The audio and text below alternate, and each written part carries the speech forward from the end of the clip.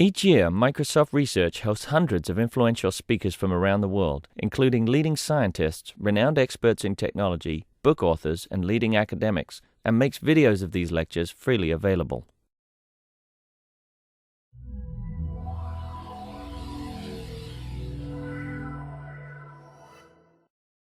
So it's a pleasure to introduce Kosta Besnosov, who's going to talk to us today about mental models of security controls. Kosta's an associate professor at University of British Columbia in just up the road in Vancouver.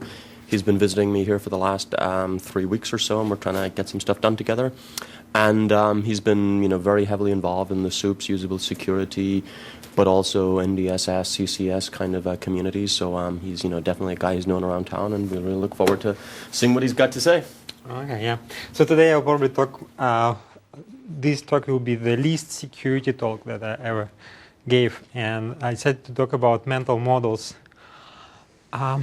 Because I think some of the interesting projects that we have in the lab, they touch upon mental models in one or the other form of mental models of users. And it looks like this is kind of really something that if usable security community doesn't address, then everything else will just fall apart. So I think understanding mental models is critical for making progress in usable security, but in general with security for end users. So just to make sure that we're all on the same page, mental model basically is an internal representation of external world that helps us to predict and explain things in the world, and it helps us specifically to understand interaction with different artifacts, including computer artifacts.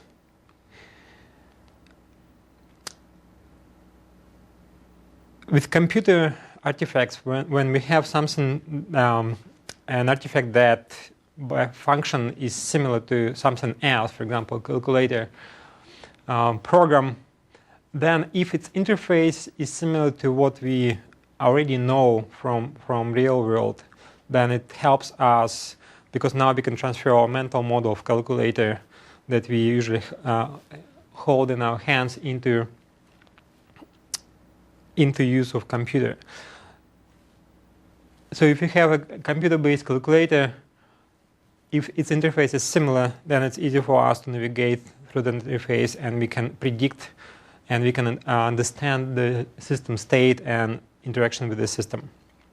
And then if the interface changes, our mental model of that artifact might change as well. It might be more sophisticated, even more sophisticated. So this is all about us developing mental models and interfaces through which we interact with systems affecting our mental models. So how is mental model related to other things? Besides our mental model, user mental model, we also have a system model that people who design and develop systems have. And then system model is quite different from user mental model. It's much more complicated. But how do we develop our own user model? It's because people who design systems, they present us with design model in one or the other form. So what I will talk about today is mostly how design model and the corresponding interfaces affect our user mental models. I will look at 3 particular cases, 3 different projects that we have done recently in my lab. One was revealing how user models are affected by interfaces and changes in the interface.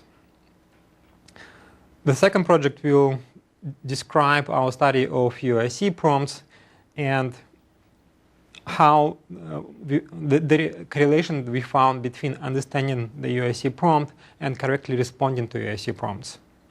And the third project is still ongoing. I will show results of preliminary study in that project, where we looked into usability of OpenID based authentication. So let's start with Windows Vista Personal Firewall. I don't have to explain much about what it is. It basically blocks connections, and it will block connections depending on its state. Its state depends on whether network that computer is connected to is classified as either home or work or public location, and if it is home or work, then it will be mapped into so-called private location type, or if it is public location, it will be mapped into public location type. There is also another state called domain, and that in that case the firewall is completely controlled by administrators of the Windows domain to which that machine joined. So for each type of location, public, private, or domain, the firewall can be configured to block connections going through either wired, wireless, or Bluetooth interfaces. The firewall has two types of interfaces. One is called advanced interface, and that interface is not meant to be used by regular users. It's mostly for advanced expert users. So we didn't really look carefully at that interface because we studied specifically how regular users interact with the firewalls. And one more point here, you can see in the advanced interface, users can configure that, for example, for domain and for public, the firewall is on, but for private profile, the firewall is off.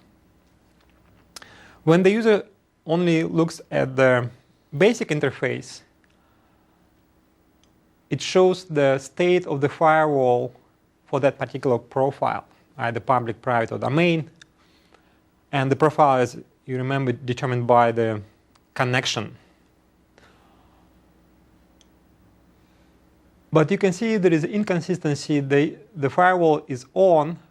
At the same time, there's a warning saying that the Windows firewall is not using the recommended settings. And it's very difficult for users to figure out what exactly is going on and why the user gets this warning. And this is because any changes to the firewall, whether it's turned on or off, are applied to the current profile and are not applied to any other profile.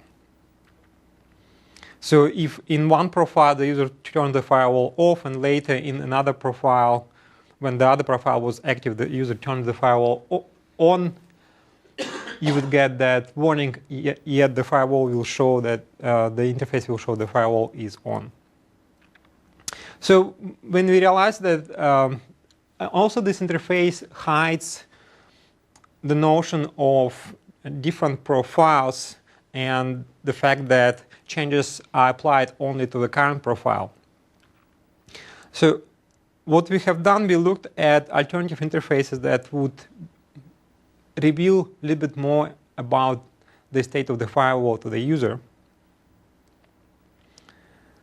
And we came up with the following interface where the user can see for each profile which connections the firewall blocks and which connections it allows to go through.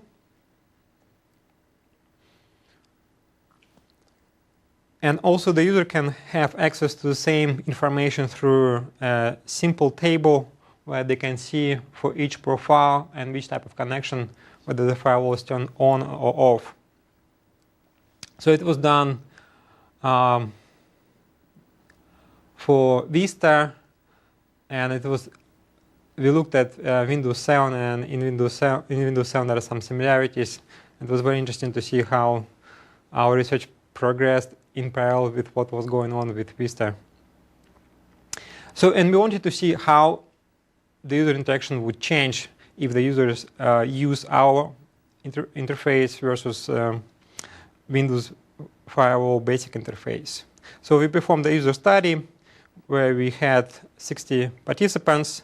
We had fairly representative demographics of participants. And we wanted to study, first of all, the mental model of the firewall by giving the user pictures or icons of firewall, internet, and computer, and ask them to explain how those three things are related to each other. So the block of text on the last slide was the kind of the priming that you gave them? Yeah, yeah, given the context.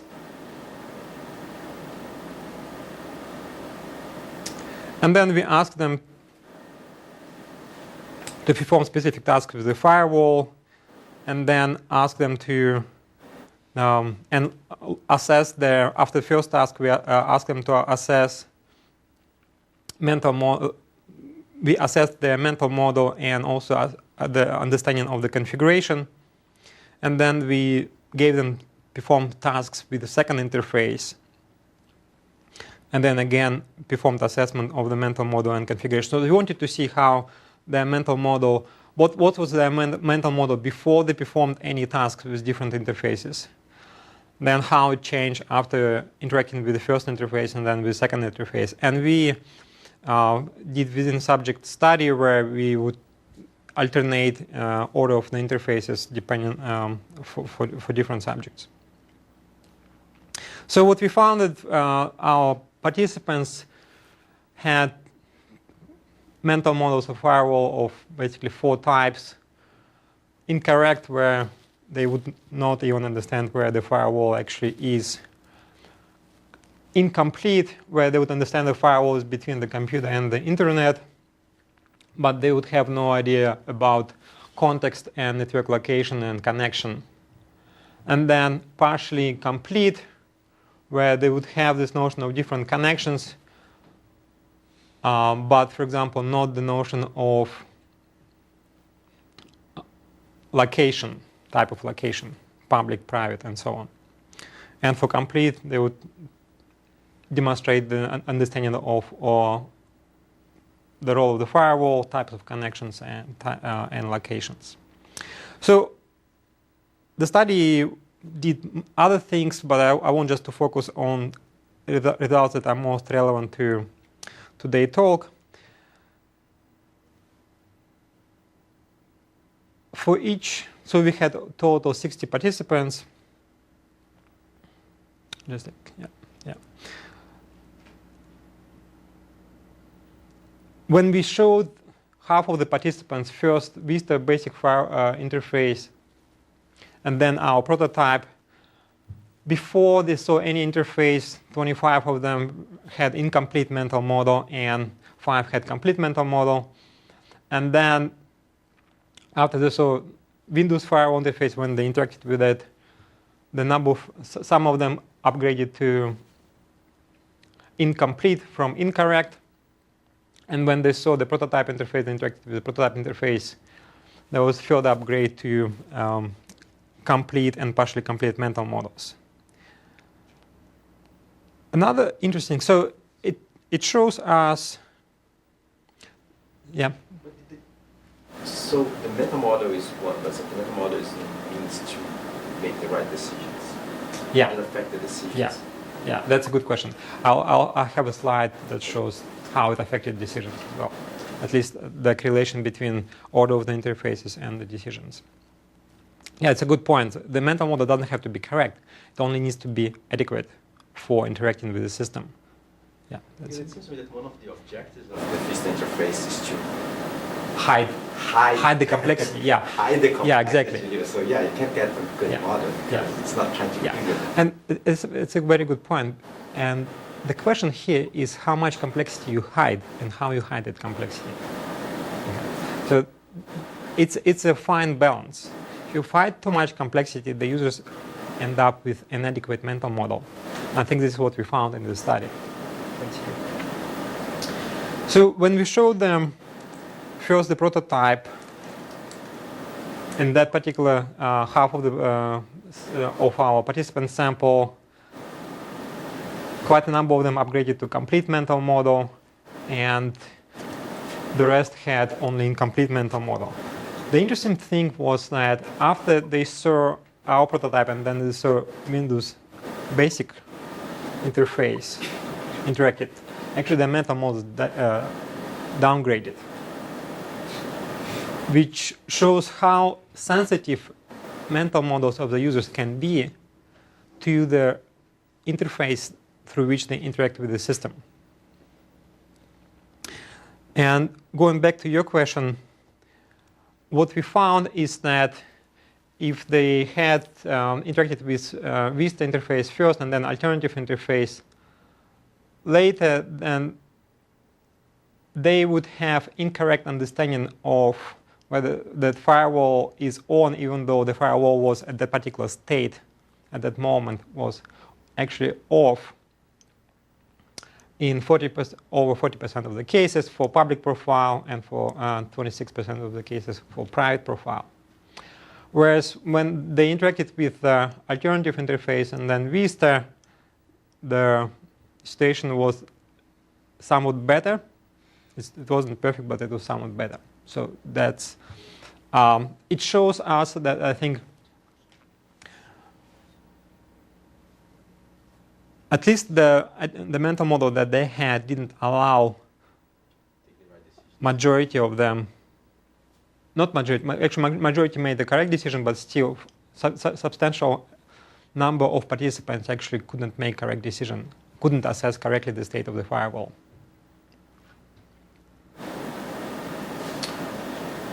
Yeah. Stepping back, should one of the primary objectives of research in this area be to minimize the amount of interaction that users need to do with security interfaces? Because over long periods of time, research has always consistently shown users just don't get security. Yeah. Or security doesn't get users. Yeah. Sure. So should the objective be that we just try to minimize the amount of interaction that users need to have with security? In the example that you showed, I mean, Windows 7 should automatically set the right default based on the location, whether you're in a public domain or you're in your house or where you're outside. Thereby minimizing the amount of time my mom needs to actually interact with that interface. It's a popular sentiment in the usable security community and HSI community as well. Why don't we automate away security so that the users don't have to interact at all, so it will be completely transparent for the users? I think the challenge is when they have to interact. If at that time they don't have the right adequate mental model, then they make dangerous errors. So that's the challenge. If we can completely automate security array, then yes. But if we have to still show them something, when they show them something, they actually have to make correct decisions. So that's the challenge. Yeah. For example, with firewall, it would be nice if the firewall, if the user didn't have to interact with the firewall, but they actually have to, unfortunately. And how to, especially if you take into account variety of usages. In a different study that I'm not showing here, Fahime interviewed participants about what they expect from a firewall. And one thing they expected was that the firewall took into account the context of the usage of the laptop. For example, when they develop a distributed application, they have to debug and they have to open ports dynamically. They don't want to see all these warnings. So somehow, either the firewall itself or they have to quickly indicate to the firewall that, okay, I'm now developing in the development mode and I'm going to debug my application with using another server. I don't want firewall to get in my way. Yeah. So things like this, or when I'm doing online game, again, all these different ports are opened by the game. I don't want to be bothered with all this stuff. However, when I work on my online banking tasks, even though we know security people know that it doesn't matter if the malware gets in before or during that particular interaction with the online banking system, it's already too late if the malware gets in, but still users expect that when they interact with the online banking system, the firewall will tighten up connections. Yeah. So, yeah, the challenge is if we cannot automate away, how we still provide interfaces that allow users to maintain adequate mental models? I mean, I think, at least in Windows, speaking for Windows, I think I can definitely say there are a lot of opportunities to improve the automation. I mean, and I think that logically would be the first thing that needs to get done, and then we look at, okay, now that we automated this much, the remaining non-automatable portion, how the UI should look like. Yeah. And I think the Windows Vista basic interface is an example where the complexity was hidden, but because it was hidden so well, the users ended up developing an adequate mental model. So, what can we learn from that particular case study? First of all, users develop and maintain the mental models mostly through UI. You can't expect them to read documentation, get training, all this stuff. And you can see that even changes in the UI can substantially affect, even short-term changes in the UI can affect the mental model of the users. That's an argument about automating away. And also, when we develop security interfaces for the users and we test them, we should not only test for number of errors, time to completion, but also we want to test their mental models and see whether their mental models are adequate. The challenge is to extract that mental model from the users. I think in the case of Firewall, it's fairly simple because you have Firewall, laptop, and Internet Cloud. But what if you have more complicated interface where there is, it's much more challenging to somehow get that mental model representation out of the users? That becomes the challenge. Sorry, I haven't read your paper, but do you specify some guidelines on how studies should extract mental models? No, we don't. No, we only looked at specific cases of firewalls. And one probably can argue that our way of reverse engineering the mental model of the users maybe was not absolutely correct. I mean, you seem to kind of look at the mental model of, if people know and understand when it's on and when it's off. Mm-hmm. I mean, do you have any kind of thoughts on what users think they're doing? I mean, there's some kinds of traffic that it blocks, and there's some kinds of traffic that it lets through. Do they have any model of, well, if the firewall is good and it protects me, why don't I just leave it on all the time, right? I mean, there must be some model of, well, it's blocking some things, and sometimes you want to let those things through, right? Because if it protects me, why not I just leave it on all the time? The model of when I want to switch it on that's tricky, right? In that study, we didn't look at that at all. I think it was much more. The study would have to be much more complex. But in that other study that I just mentioned, Fahime asked participants about the expectations about firewall, and one thing that she found that no vices didn't want to have any complex configuration of the firewall. They wanted something simple, like firewall is always on, that's it.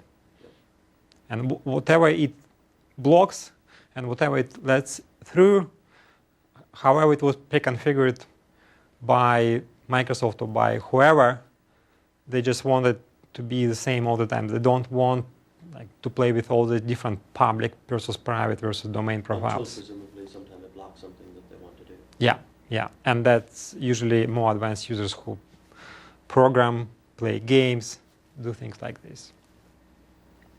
Yeah. So it's not a probably perfect answer but we didn't look into fine-grained details. I'm sure the security, for example, network administrators have much more sophisticated model of firewalls than even advanced users on personal computers. Yeah, because the complexity of the discussion that we have to have with users is large, right? If you want it on, that's fine, but it's telling you that it's sometimes, some classes of traffic want sometimes to be let through, and here's why you might want to do that. That opens a big can. The complexity of the model, yes, becomes. Yeah. you even have a feeling? So the other use of a model is for when you find situations that you don't expect. Because if you just try to configure what is the standard thing, then that's fine. Right? So I think one of the things that, okay, so I standard the standard thing, and then a window pops up saying, hey, for running this program, you need to change your settings. That's when a meta model would sort of help understand Adequate, yeah. that exception. Did you measure or get a feeling on it? We didn't go that route. What we did, what Fahime did just as her last project, was use of physical security metaphor for firewall warnings. Because what she found is that users mostly interact with the firewall not through this, even through the basic interface. They interact with the firewall mostly through warnings that the firewall gives them. And she wanted to see if use of familiar metaphor would help them to appreciate the type of decision they have to make. Yeah. So, but you're right. If the user has to do something that kind of out of main trunk, then the importance of mental model even increases further. Yeah. So there's something that jumped out at me, and I'd like to get your thoughts on if it's something we can learn from this, which is that you showed users one UI, they ended up with one mental model. You immediately showed them another UI, they had another mental model. It strikes me that a lot of the attacks which are driven by confusing the user, including phishing and convincing the user to install some piece of Trojan horse software, might actually be sort of similar in that they do something to shift the user's mental model, and that these models are highly plastic and subject to manipulation. Do you think that's a fair takeaway from? Yeah, I think so. I was surprised how much mental model was affected by differences in the interface.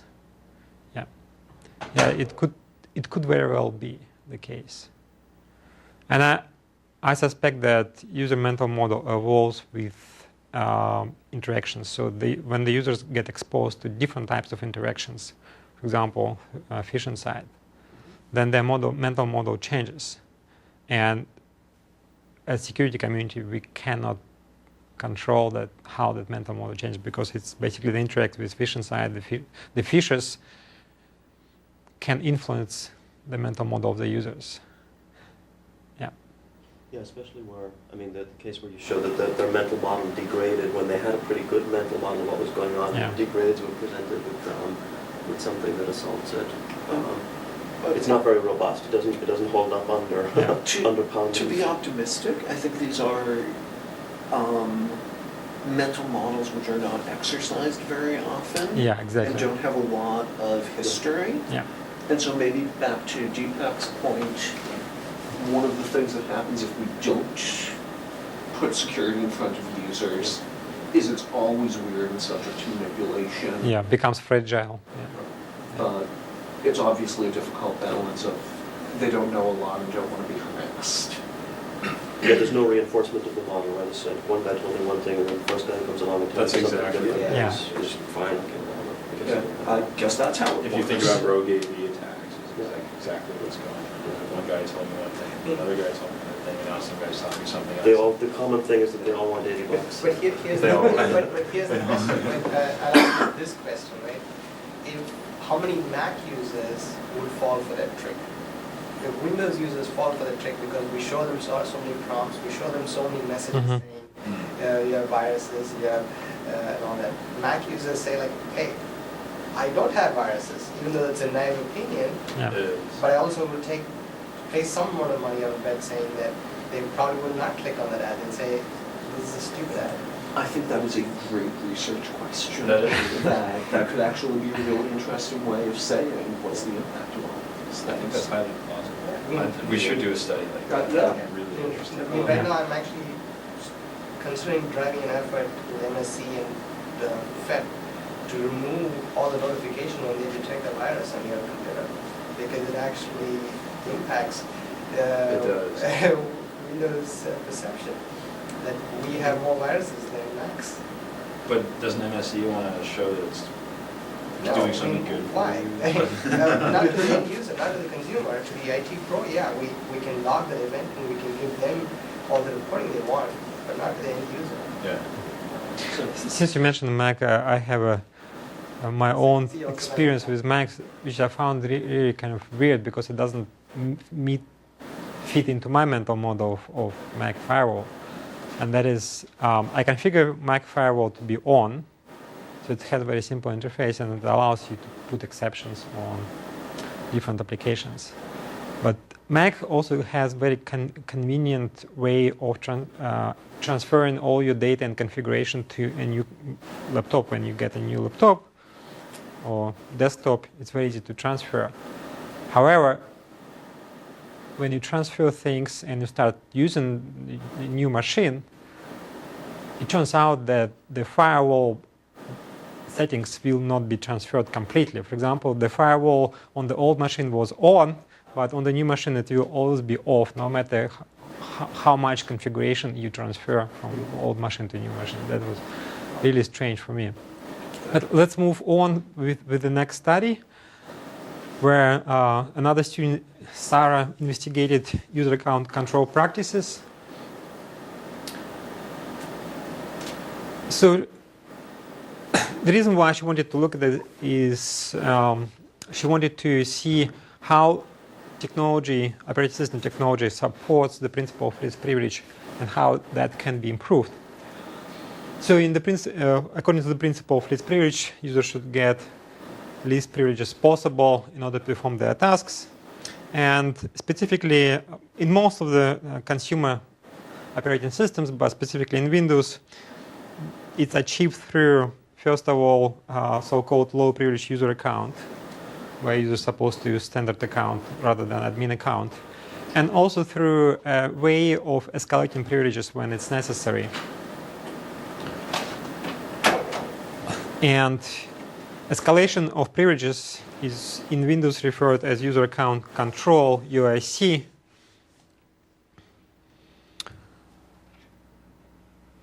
One can turn one can select the type of account, and once they selected type of account, they can also turn UIC prompts off or on. When the prompts are on, depending on the type of application, the prompt will look somewhat different. This bar would have different color, and there would be different icon here. And the user is basically asked to continue with letting the particular application to escalate its privileges, or basically crashing that application or stopping that process. And if the user uses admin account, then the user doesn't have to provide password. Otherwise, the user has to provide password, admin password on the machine. So the UAC and low privilege user account, they support each other in the following form. UAC can be on and off, and if the UAC is off, then and the user uses standard account, then the principle of least privilege would be followed. If the UAC, but it also means that the user will not get any UAC prompts, which means that all the applications or all processes that require privilege escalation will be automatically denied that request. If the user uses admin account, then the principle of least privilege will not be followed, because that means that any process requesting escalation of privileges will be automatically granted those privileges. And same thing when UAC is on and off, user can choose between admin and standard account. When the user uses admin account and UIC is on. If the user responds correctly to the UIC prompts, the PLP is followed, otherwise it's not. Same thing for standard account. So the bottom line of our study is the following. First of all of our 45 participants actually used admin account. We asked them to bring their own laptops for the study, and it turned out they all use admin accounts. So that means that they're all here and here. And we also found that, I'll explain what it means that they correctly respond or incorrectly respond to UIC prompts. We found that, again, first of all, 20% don't have UIC prompts on, and another almost 50% don't respond to UIC prompts correctly. So it's about 70%. As Rob rightfully made a comment that this can be interpreted as a good news as well. It means that at least 30% of the users actually do follow the principle of least privilege. It all depends on your baseline expectation for how effective UAC is. Yeah. Ours is low enough, but I think 3% was pretty awesome. Yeah. And you're rounding up. It's 27, yeah, so rounding up to 1/3. I'll actually point out that only 20% of people turning off UAC violates my mental model of how annoying it is. So we did within subjects lab study, but users brought their own laptops, and we didn't give them detailed instructions like do this, do that. The tasks were fairly general, as you can see, and were not accompanied by detailed instructions. And we also performed screen recording, but we found that screen recording does not actually capture the UIC prompts. So we also had to do video recording of the screen. So we gave some setup of the context, and then asked them to install screen recording program. And that program also had another program inside of it. So during this installation process, another program was installed. It was a little bit of deception, which we needed for the study. And then we asked them to perform different tasks. We asked them, for example, find some application on internet for playing DVDs and install it. And then another task, this is a USB stick with a text editor, install that text editor on your machine. And third task, there is particular spyware remover application. Again, find it on the internet, download it, and install it. So the tasks were very general. We didn't tell them exactly where they should go, which application, which DVD player they should install. But in these two tasks, the instructions were a little bit more specific. And then when they were performing these tasks, we triggered, in addition to whatever prompts they had because of performing those tasks, we also triggered two other prompts. One prompt, we call them, it's random prompt. It was triggered by application that was wrapped in the screen recorder installation package, that exactly after 3 minutes or after that installation was complete, it would perform a particular action that led to escalation privilege and UIC prompt if the UIC was turned on. So it wasn't completely random, but it was not associated with any specific task. It was not triggered by user actions, except that the installation of the screen recorder. So that was the prompt, and we instrumented triggering in a way that the program name would be completely kind of unrelated to the user stuff. Update cache, what the heck it is. It's not related to text editor, it's not related to the screen recorder installation. And then when they were installing text editor,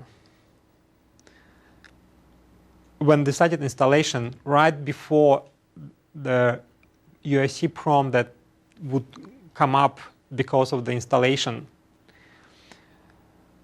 we managed to trigger another prompt that looked very much like the text editor. So it had a name that resembled something like text editor helper. But it wasn't triggered by the actual text editor package. It was triggered by some other application. So it was help to text of text hawk, whereas that was triggered by kind of not malicious, but our application, whereas this one prompt was triggered by the installation of the text editor. And then we interviewed them. We showed them some of the video that we recorded from their session and asked why they interacted or responded to UIC prompts in this or the other way. And then we also did ask them to perform specific tasks for LUA. I'm not going to discuss them because it doesn't relate much to mental models. And then we performed another interview. So this is a typical timeline of the user's tasks. So installation of this recorder, then performing the first task, and this is approximately where random prompt would be triggered. And that's another prompt that was triggered by the installation of the DVD player. And then in the installation of text editor, there would be first our prompt before they would see a legitimate prompt. And then in the installation of the spyware, they would have another prompt. So we had fairly diverse set of participants as well. And we used basic analysis of qualitative data through card sorting approach and perform statistical analysis of quantitative data. We also tried to see if there is any statistically significant difference between Windows Vista and Windows 7 participants. We had 30 Windows Vista and 15 Windows 7 participants. We didn't find any statistically significant difference. So if users interact or respond to UIC prompts correctly, then they would not allow, they would not consent to the random prompt that we had. What we found is that half of them consented to the random prompt, 20% of them had the UIC disabled, so they didn't see the prompt at all. And 26 canceled the prompt. So it's about 25%. Some of them did not notice because they were doing something else, and as a result, the UIC prompt was just some blinking window in the taskbar. And they never responded to it? No. We tried to keep the study as ecologically valid as possible, so we didn't tell them, oh, look, you have something blinking there. So, oh, no, it surprised yeah. me they would never notice, yeah. Even if it's fake on it. I think we need an audio prompt as well now.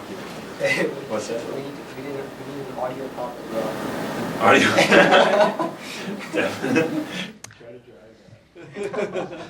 And then when we later interviewed them and asked why you consented to this prompt, what we found that they more than half of them saw that it was related to their activity, even though the prompt was absolutely about something different.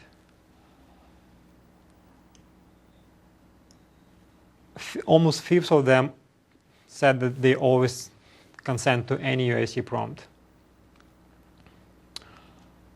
And some of them thought that it was to update system because it was cache update. I can't remember exactly what these 5% moving to the next step. Maybe it was installation. They thought it was something about installing. Installation of the DVD player. Some of them just consented, I don't know. So what we can conclude that participants, when they download and install and run an application, they do not correctly respond to UIC prompts because somehow they thought that it was related to their task. at hand. So which brings up a question: what's the mental model of the participants about UIC prompts? How many they should expect of those UIC prompts? And because they interact only with UIC through those prompts, I don't think there is clear expectation on the side of the users how many they should expect for each installation, for example. Is it 1, 2, how many? I suspect it depends on particular installation package, which means that the mental model of the participants about UIC prompts is kind of not really robust, because they just don't know how many they should expect, what the name of the program that is legitimate part of the package versus some malware that is trying to perform something else during user activities. Okay, because we have only 8 minutes left, I want to move on. I just want to show an interesting fact that for those prompts that were right before the legitimate prompt, so they initiated the action of installing text editor, and then they see the first prompt, and the first prompt says something about text editor. They, even though it was triggered by absolutely different application, different process, 95% of them consented to this prompt. So this is perfect way for malware just wait for some process with name install, start running in the system, and they just perform requests for privilege escalation. Okay, so the conclusions I already discussed them. What can we learn from this case study in terms of mental models? So again, we can see that this is another example of the fact that users develop them and maintain their mental models through interactions with the user interface and only with the user interface. But in case of UIC prompts, I think the mental model is affected or evolves through multiple interactions with prompts, because they see many of them. So it's not just based on what they read in that prompt and how that prompt looks, but when those prompts pop up, what are the consequences of consenting or canceling these prompts, and that affects the mental model that the user build. And this is, I think, lesson that Cormac and I keep kind of discussing, that this is really critical, and that is if, for example, UIC prompt design hinges on the ability of the user to notice the inconsistency. For example, I'm supposed to get one prompt, but I'm getting two. What's going on?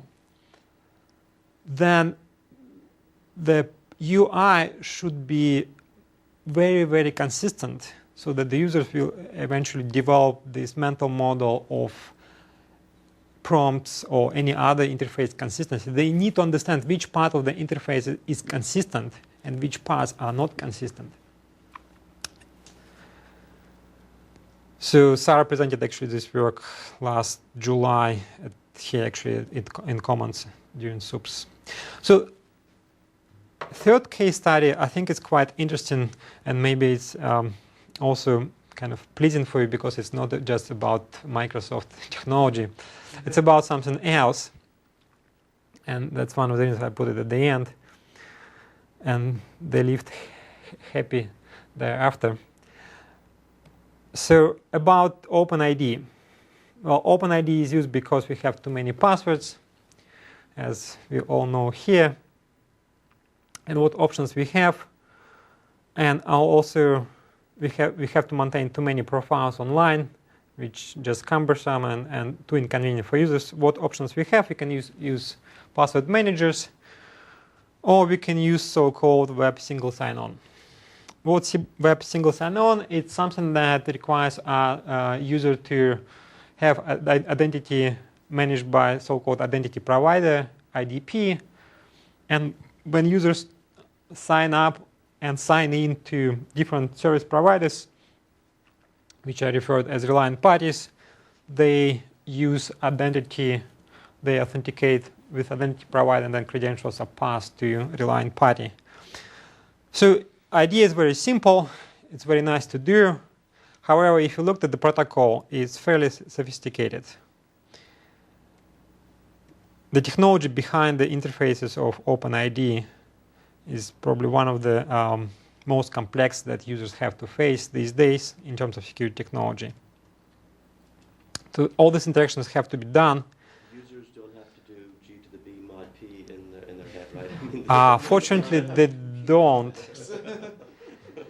Well, that's better than Yeah.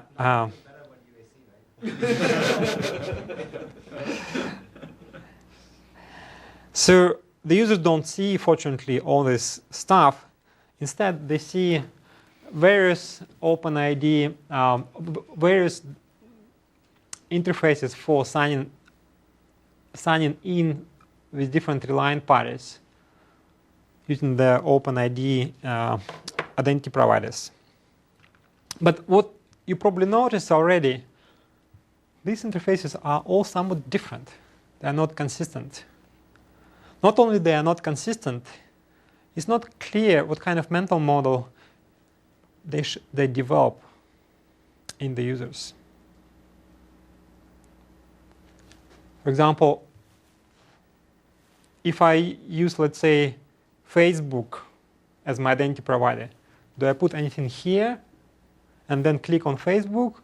Or I first click on Facebook? Or I just put stuff that my username and password for Facebook and just click login because the service provider already knows how to figure out that it's my Facebook account. It's not clear.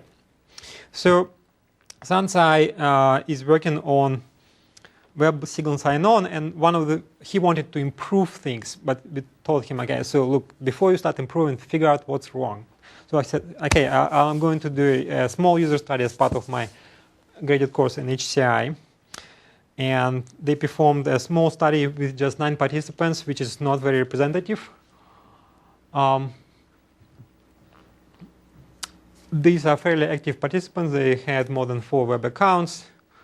2 of them used password managers, and 5 of the 9 used kind of single sign-on, single username and password solution that we have at UBC called campus-wide login.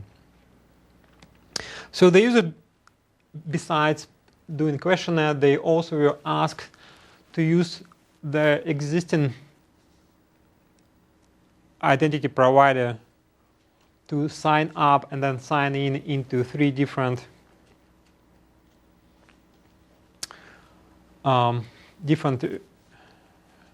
relying parties. And then after they logged in, we told them, okay, imagine that you are at the public computer. So you logged in into those sites, you checked your news, checked other things. Now make sure that you log out so that nobody else who will walk up to this public computer will be able to use your identity anywhere. They did what they could. They did their best. And then on the 4th step, we told them, okay, so now go to this specific URL and select Yahoo as the account that you will use for login, and then see if you can identify whether this is a phishing site or not. So when the user selected in the previous screenshot Yahoo and clicked on this button, eventually this page appeared. Oh, it's in German because it's a German site. And we asked him to try to find any way to tell that this is not the real Google or Yahoo website. And most of them, pretty much all of them, identified. They said, well, look, this is URL that is not related. But they said that they were all concerned that if they were not primed before that this is most likely a phishing site, in real life they would not be able to figure out this is not the actual identity provider. And then we performed the exit questionnaire and contextual interview. So the first finding is that most of the users had incorrect initial mental model of how authentication actually is done with OpenID. Majority of them actually typed their credentials here and then clicked on the identity provider that they use.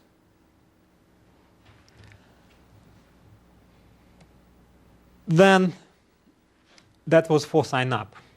When they performed sign up process and now they needed to sign in, they also had an inadequate mental model that they derived from the login process. They, again, 5 of them typed their username and password of the identity provider rather than performing authentication with identity provider. Another finding was that they didn't know, majority of them didn't know that they had to click on the identity provider before they can really should type their username and password. Some of them thought that it was just advertisement of the different identity providers. And some of them thought, in a sense, yes, yeah. Because we are all used so much to all these ads everywhere. 2 thought that that website somehow integrated with identity providers so they didn't have to go anywhere. They would just type the identity provider's credentials and log in. Which is, I think, it's a good mental model if the technology could support it. Why would I want to be redirected to another page to type my username and password if I already basically trust this service provider and I'm using my identity provider's credentials only for the purpose of convenience? Other findings that we had was that users were confused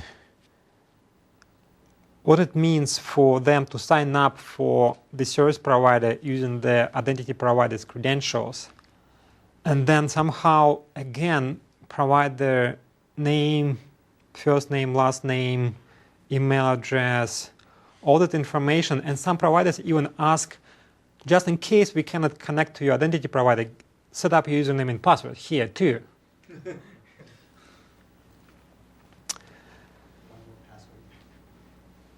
Another thing that they were really concerned was that when they thought that they logged out of all the accounts as if they would do in a public settings, we later asked them, okay, go back, for example, to your Google and check your mail.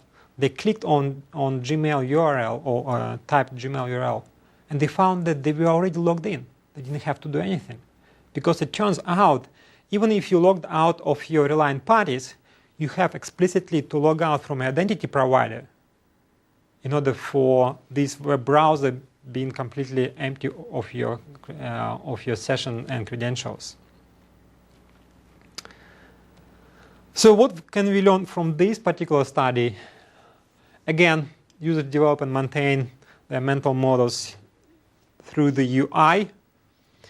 And mental models have to be adequate, not just users should perform tasks fast and without making errors. But another interesting lesson I think we can learn here about mental models is that when we combine regular password authentication, for example, for service providers with this web single sign-on, we want to be careful because the mental model for web single sign-on, at least for OpenID, is significantly different, has to be significantly different from the mental model of regular password-based authentication on the web. When we combine these two interfaces together, we want to be really careful about what kind of mental model users end up developing and whether that mental model can be adequate. So this is a summary of the lessons that I have discussed. Yeah, I think at this point I want to open for questions. Yeah. So I do computer system design, and I've been thinking about these things in the context of like designing a new system. So I'm wondering from your experience where you're studying existing designs and we're trying to see what mental models work and adding UIs on top, if you had like recommendations for how to actually just change the design itself, and what should that those changes be trying to do? Yeah. Unfortunately, my answer is that I don't know answer to that question. But what I learned from this myself is that whatever design you do, and it depends significantly on type of security or other technology that you use, it's critical to not only test that interface with participants on the completion time and number of errors they make, but actually try to figure out what exactly the mental model is, how adequate it is. And testing mental models is necessary to make sure that users in non-standard situations or even in standard situations will actually interact with the interfaces correctly. So one of the issues, like coming again from a little bit of like, the system design philosophy tends to be separation of policy and mechanism. Yeah. And the kind of thing you're saying, it seems to run into that. Like policies may change over time. So if you end up marrying the design too tightly with today's policies, then tomorrow when something else happens, then you need to redesign your system. It depends significantly on how much the policy changes. Yeah. So usually separation between policies and mechanisms is explained in the context of access control. When we have a policy decision point that is a black box from point of view of policy enforcement point, and PDP somehow makes a decision to deny or allow access, and then PEP enforces, and PEP sits between the user or the subject and the protected resources. So the user, if the user is exposed to these security mechanisms, it's usually through the interaction with the policy enforcement point.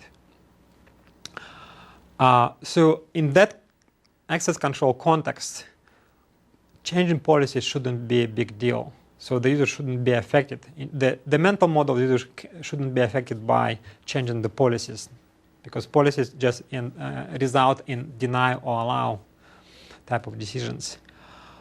When we talk about authentication, for example, if authentication, let's say, policies change, then the user interface might have to be changed as well, or might start behaving differently. Yeah. So, for example, a service provider decides that they don't trust Google anymore, and therefore the users who used to have account with the service provider but used Google as the IDP would be forced to either switch to different service IDP provider or use the username and password that they saved with the service provider. Then the authentication experience would change by necessity.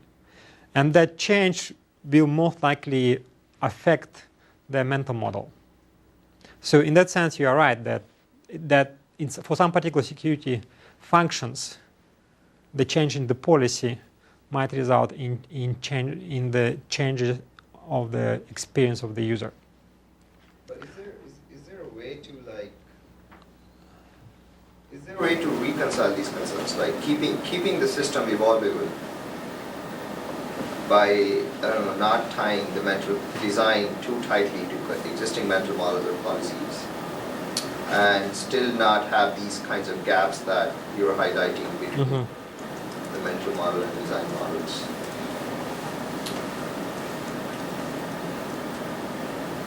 Today I don't have that hope.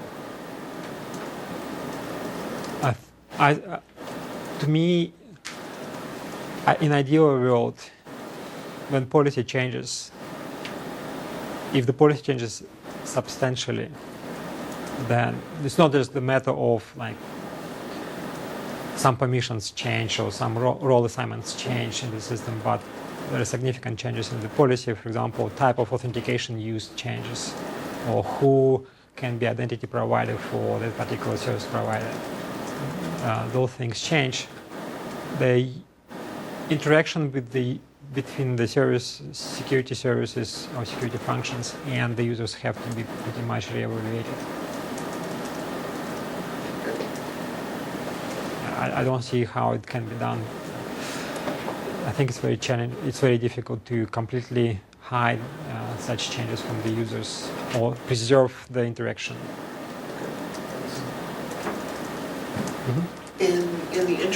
users in the OpenID study, did anyone raise the issue of jargon that they didn't understand, identity or identity provider?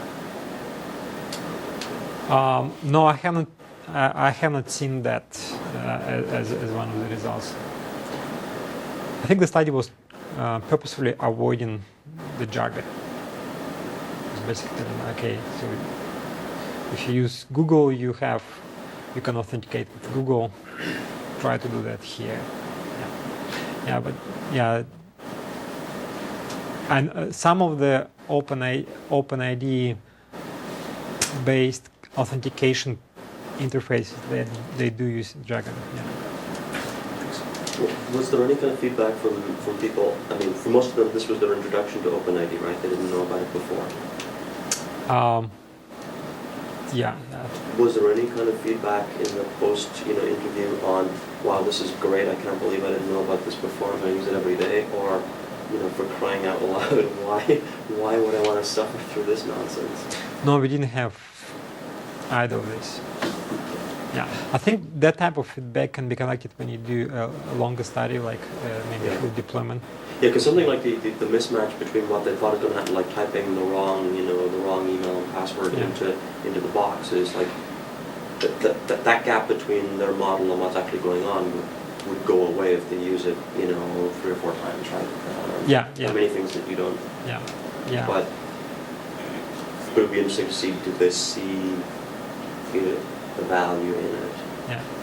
But imagine those users who have to interact with the system without anybody's help. Yeah. And they decide, okay, so I don't want to create another account, I'll just use my Yahoo. Then how do they figure out how they should interact with the system? Yeah, so it can be so much frustrating that they'll just give up on the idea of using Yahoo account for logging into Fox News, stuff like this. But it also shows, I think, us that there could be other problems that we didn't uncover in this small-scale study, especially if we looked at longer usage with the users. Could be other. The penetration of it indicates that there are problems with adoption. Which is the subject of a different paper by Sansai. Yeah. Yeah. Measuring mental models is a classically hard problem. I think done a really nice job of showing why, which is that they're often a moving target, and that they vary greatly based on the interface that you present to users. I'm wondering though if you have a sense of whether there are any constants in user mental models, at least in the cases you studied, whether there are things that preconceptions that people come to these problems with that are invariant depending on the UI that they see. Like problematic elements of the mental model that preconceived and difficult to change. Well, yeah, or that are maybe already correct that we can kind of count on. Yeah. As a designer. Yeah, or I don't know. Yeah. Spot the optimist in this room. Sorry, I didn't mean to steal your answer. Say whatever you wish. Since I can't just despair about everything, Since I actually you rounded up 27% to almost half or whatever. No, I suspect actually the preconception, this very strong preconception that they already have, not preconception, but I think it's rational conclusion is that I always click through and nothing happened to me so far in 5 years of my usage of computers. Yeah. That's very difficult to change, yeah. And I don't have time for carefully considering this stuff. I think these are things that exist pretty much in everybody's mental model, and we have to deal with this. Yeah, that's true. So it's only bad stuff that is already pre-existing. There's no, there are no good things that we can kind of. And I think the fact that users type the IDP credentials in the relying parties in username and password fields, to me tells that if the user is okay, it wants to sign up for the service. They pretty much already trust that service provider with pretty much everything they have on the internet, including the passwords from other service providers. Yeah, because there was one of the questions I have. If they had a mental model that if they decide to log into that site using Google, are they sure they're not giving that site access to their Google mail, for example? Yeah, I don't know. It's a good question, because this is what happens when you log into or sign up to a service provider using Facebook Connect, because it asks you whether it can on your behalf access all your data, post on your wall, pretty much do everything for you. And I tried several times to say no, and then they would just give me no service. Yeah. So I think the users, whether they want or not, but I think they have to pretty much let that service provider to do pretty much everything with the account at the IDP. I'm not sure. I think we as a community basically forcing users to develop this mental model that if I trust one, I have to trust everybody who I use with everything that I have on all these services.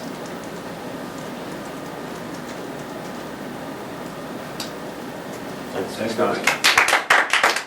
Thanks for coming.